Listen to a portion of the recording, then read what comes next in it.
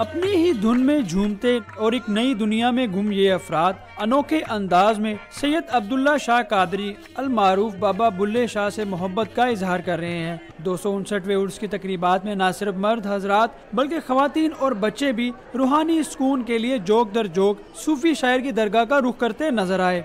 11 साल हो गए यहाँ दिमाग डालते हुए, इनकी करम नवाजी से मुझे बहुत कुछ नवाजा गया है। अल्लाह के हुक्म से ये वली अल्लाह बनता है, तो इसलिए ये मजमे लगे होते हैं, इनकी मुरादें पूरी होती हैं, ये लोग फैज़ पाते हैं।